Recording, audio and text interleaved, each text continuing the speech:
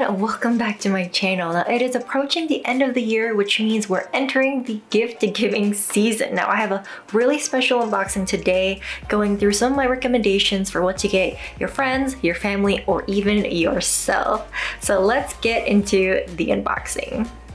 Alright guys, jumping right into the list. This is for my Fate fans out there. This is the Astolfo 1/7 scale from Fate Grand Order.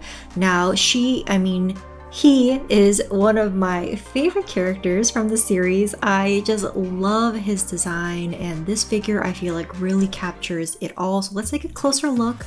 Now first impression, oh my gosh, gorgeous. Like the colors, the paint quality, just so beautiful already. This is one of the accessories, the hilt of the lasso sword and all of the pieces that combine. Very cool. A lot of pegs on there to attach to his body and to the base as well. Now the bottom portion of this blister has two pieces. Here is the sheath, looking very beautiful. Wow, the painting on this is so next level. Just this figure overall, beautiful. And here is the base, looks kind of like the moon, so love that. Here are some instructions for the assembly. Now looking at everything, I thought it would be very complicated, but actually everything fit really nicely. So let's get into the assembly portion. Here are all the pieces that come with the Astolfo figure. Starting with the base, we put the main figure right in the center, and he fits nice and snug. Next we put the sheath on his back with the rabbit tail. Very clever. Next we put the hilt of the sword lasso right into his hand. Next piece goes right in the front of his armor. Or doesn't it qualify as armor? Sure. Next piece attaches to the main part of the sword and curves around and fits really cleverly into this part right there. Next we put another piece into this peg on the back of his hair. And I was really pleasantly surprised at how easy all these pieces fit into the pegs and into all of the pieces of the whip sword themselves. Very satisfying. I didn't have to fight with anything. I wasn't shaking with fury by the end of this assembly, which is a plus, so thank you, Kotobukiya. Final piece of the whip sword, we put the peg into the base down there, and then plug the connector pieces together. So cleverly assembled. You can't even tell where one begins and where one ends. So very well designed. And here is the fully assembled Astolfo. Honestly, one of the most elegant, beautiful, full of motion dynamic figures I have in my collection.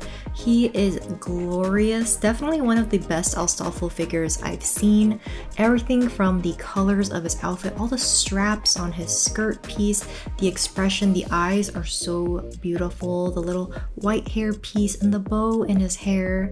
Everything is so well done. And like I mentioned before, the paint job on this figure is just so next level.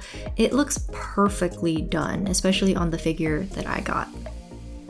So gorgeous. Definitely a #1 item for any Fate fans out there.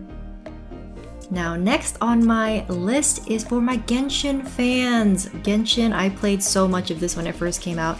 And here we have the 1/7 scale Ether from Kotobukiya. Now I was so excited to receive this figure. It is so beautiful, even from the box design to the art that it was inspired from, aka the game. The game is gorgeous, so excited to have a piece of Genshin with me as well. Now first glance straight out of the box, there is so many beautiful details. Look at his cape, it's so nice. His hair, the shading, this rope is really well defined. I think the outfit looks stunning. The sword, wow, so beautiful. The metallic paint really comes through, and of course you can remove part of the hilt so that you can slide it into his hand nicely. And once the sword is in his hand, this is what he looks like. Gorgeous, gorgeous. I love all the colors. The grassy base is a really nice touch since a lot of the game you're running around on grass. Taking a closer look at his face, he is so stunning. I love the colors of his eyes. It really makes it look like they're glowing in a way. And the pants with the belt buckle look so nice. I am blown away by the quality of Kotobukiya figures. Honestly, I feel like they keep getting better. I don't know if it's just me, but that is my impression. And of course, we can't have Ether without his counterpart, Lumine. Now, of course, Lumine was my character when I played Genshin Impact because I love playing all the female pro tags and she is stunning. So stunning. So let's take her out of the box. Opening out the blister. Now she also comes in 2 pieces, herself and the sword separately. But wow, so beautiful. These outfits, some of the Genshin character outfits are extremely intricate, and just taking a quick look at her outfit here, stunning. Again, similar sword to Ether's. Also opens at the hilt so you can easily put it into her hand. Guys and gals, oh, look at this figure. She's so beautiful. Wow. They even got the inner part of her dress nice sculpted and painted. The face is so gorgeous. Her expression, she looks so peaceful, a little bit inquisitive, you know, ready to tackle on a new adventure. The dress is drop dead gorgeous. Honestly, I don't know what they're doing over at Kotobukiya, but this is so next level. And for the price, what a steal. Any Genshin fan, any gacha game fans, I know would love this as a Christmas gift. And taking a look at these two together, they display so nicely. I put them with their swords crossing in the back. And here's Barbara to join them. I'm so excited, and I hope they do more of the characters from Genshin because these are some of the most gorgeous figures in my collection. Moving on to Capcom fans, next we have Darkstalker's Felicia in her limited edition colorway. Wow, I love purple-haired girls, so this is definitely right up my alley.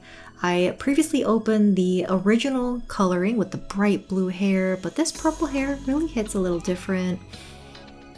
I love the kind of black cat vibe. It's very Halloween almost, but of course you can display it year-round. Now her hair is heavy, so there is a clear support pole that you wiggle into one of the hair pieces in the back, and she's so wow, not very clothed, but I know a lot of people are into that. So for your Capcom loving friends, for your Darkstalker fans, this is definitely the way to go. And she looks really nice next to Morrigan if your friends have that figure as well.